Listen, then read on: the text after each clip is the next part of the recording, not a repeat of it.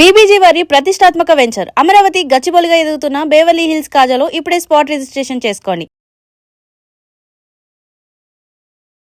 ఆదిత్యాయ చ సోమాయ మంగళాయ బుధాయ చ గురు శుక్ర శనిభ్యశ్చ రాహవే కేతవే నమః. చూస్తున్నటువంటి ప్రేక్షకులకు స్వాగతం.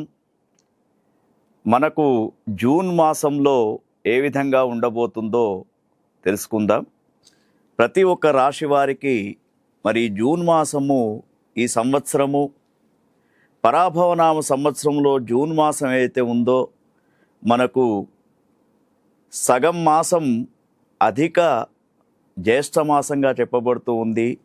ఇంగ్లీష్ మాసాలలో మాత్రం జూన్ మాసంగా చెప్పబడుతూ ఉంది. అయితే ఈ యొక్క జూన్ మాసంలో మొదటి రాశి అయినటువంటి మేషరాశి వారికి ఫలితాలను గమనించినప్పుడు జూన్ 1వ తేదీ నుండి గురుగ్రహం మారుతూ ఉంది కాబట్టి గురుగ్రహం వీరికి మేషరాశి వారికి 4వ స్థానంలో ఉంది. తర్వాత శనిగ్రహం 12వ స్థానంలో ఉంది. రాహువు 11, 10 స్థానాలలో, కేతువు 5, 4 స్థానాలలో కనబడుతూ ఉంది. ఈ జూన్ మాసంలో వీరికి ముఖ్యంగా మిశ్రమ ఫలితాలు ఎక్కువగా కనిపిస్తూ ఉన్నాయి. మేషరాశి వారు ఈ జూన్ మాసంలో చాలా జాగ్రత్తగా ఉండాలి. ఎందుకంటే ఎప్పుడైతే గురువు 4వ స్థానంకి వస్తాడో అనుకున్నటువంటి వ్యాపారాలు కానివ్వండి, తర్వాత విద్యార్థులకు విదేశాలకు వెళ్ళే అవకాశాలు చాలా తక్కువ అని చెప్పుకోవచ్చు. రాజకీయ రంగంలో ఉన్నటువంటి వారికి ఒడిదొడుకులు ఉంటూ ఉంటాయి. ఏదైతే మీరు ఆశిస్తూ ఉన్నారో పదవి, అది గురుగ్రహం అనుకూలంగా లేదు కాబట్టి రాజకీయపరమైనటువంటి అవకాశాలు చాలా తక్కువగా ఉంటాయి. తర్వాత వ్యాపారస్తులకు ఈ జూన్ మాసం ఏదైతే ఉందో ముఖ్యంగా జూన్ 1వ వారం అధికమైనటువంటి శ్రమ, 2వ వారాన్ని తీసుకున్నప్పుడు రుణాలు చేయడం, 3వ వారాన్ని తీసుకున్నప్పుడు అనారోగ్యానికి సంబంధించినటువంటి కొన్ని విపత్తులు వచ్చే ప్రమాదం ఉంది. 4వ వారం తీసుకున్నప్పుడు మరి అనుకోనటువంటి బంధువుల యొక్క మరణ వార్తలు వినే అవకాశం కూడా వీరికి కనబడుతూ ఉంది. అయితే మేషరాశిలో ఉన్నటువంటి అశ్విని, భరణి, కృత్తిక నక్షత్రాల వారు తప్పకుండా ఈ యొక్క జూన్ మాసంలో ఆ విష్ణు పరమాత్మ యొక్క విష్ణు సహస్రనామ పారాయణం కానివ్వండి, లేదా లయకారుడైనటువంటి శివుని యొక్క అర్చన చేసుకోవడం చాలా శ్రేష్టం. మరి వీరికి గ్రహ పరిశీలన చూస్తూ ఉంటే అనేకమైనటువంటి ఇబ్బందులు కూడా ఏర్పడే అవకాశం కనబడుతూ ఉంది. ముఖ్యంగా వీరికి గమనించినప్పుడు మరి ఒక్కొక్క సమస్య చాలా జటిలమైనటువంటి సమస్యగా ఏర్పడుతూ ఉంటుంది. ఎవరైతే యువతీ యువకులకు వివాహాలు కావాలనుకుంటున్నారో వారికి కూడా దగ్గరికి వచ్చినటువంటి వివాహాలు దూరమయ్యే అవకాశం కనబడుతూ ఉంది. మేషరాశి వారికి ముఖ్యంగా జ్ఞానేంద్రియాలకు సంబంధించినటువంటి కొన్ని వ్యాధులు వచ్చే సూచనలు కూడా, అంటే కళ్ళకే కానీ లేదా నాసికా రంధ్రానికి కానీ చెవులకు ఇటువంటి వ్యాధులు వచ్చే అవకాశం కనబడుతూ ఉంది. కాబట్టి మరి మేషరాశి వారు ఈ జూన్ మాసమంతా కూడా భగవంతుని యొక్క ఆరాధన చేయాలి.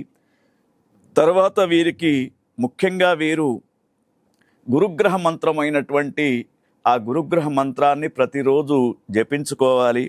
శనిగ్రహం కూడా మరి 12వ స్థానంలో ఉన్నాడు కాబట్టి నీలాంజన సమాభాసం రవిపుత్రం యమాగ్రజం ఛాయా మార్తాండ సంభూతం తం నమామి శనేశ్వరం అనే మంత్రాన్ని ప్రతిరోజు వీరు పఠించుకోవడం, తర్వాత వీరిపైన నరదృష్టి కూడా ఎక్కువగా కనబడుతూ ఉంది కాబట్టి ముఖ్యంగా వీరు ఆంజనేయ స్వామి వారి యొక్క ఆరాధన చేయడం కూడా శ్రేయస్కరంగా ఉంటుంది.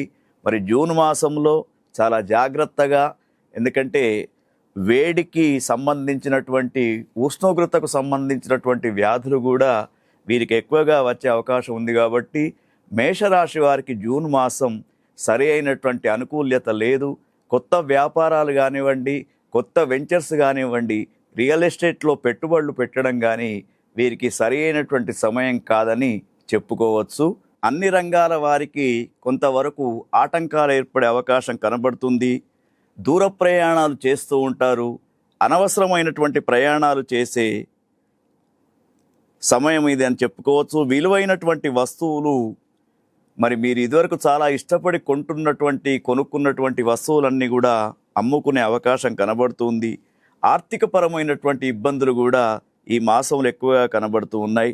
తర్వాత వ్యాపారంలో కొంతవరకు నష్టం వాటిల్లే ప్రమాదం కనబడుతూ ఉంది. ఉద్యోగంలో ఉన్నటువంటి వారు, సాఫ్ట్వేర్ రంగాలలో ఉన్నటువంటి వారికి అధికారుల నుండి ఒత్తిడి ఎక్కువగా అయిపోతూ ఉంటుంది. దానివల్ల మరి మీరు చేస్తున్నటువంటి వృత్తిపైన మీకే ద్వేషము, కోపము పెరిగే అవకాశం ఉంది. కాబట్టి మరి ముఖ్యంగా మీరు ప్రయాణాలు చేసేటప్పుడు చాలా జాగ్రత్తగా, ముఖ్యంగా 2 వీలర్స్ పైన వెళ్ళేటప్పుడు ప్రయాణ ప్రమాదాలు ఏర్పడే అవకాశం ఉంది జూన్ మాసం అంతా కూడా. కాబట్టి శని భగవానుడు చక్కగా లేడు కాబట్టి, గురుగ్రహం కూడా అనుకూలంగా లేదు కాబట్టి మేషరాశి వారు అనుకున్నటువంటి పనులు చక్కగా చేయలేకపోవడం. మరి దీనికి మీకు చిన్న రెమెడీ ఏమిటంటే, ఈ నవగ్రహ మంత్రాలతో పాటు విష్ణు సహస్రనామ పారాయణం ప్రతిరోజు చెయ్యండి, మీకు చాలా అనుకూలంగా ఉంటుంది.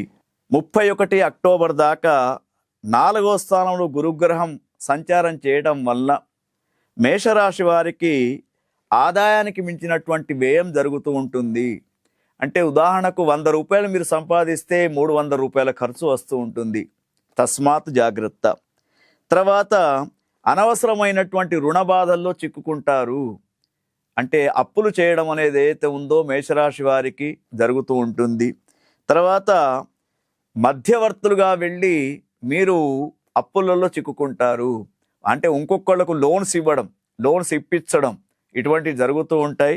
మేషరాశి వారికి చాలా జాగ్రత్తగా ఉండాలి.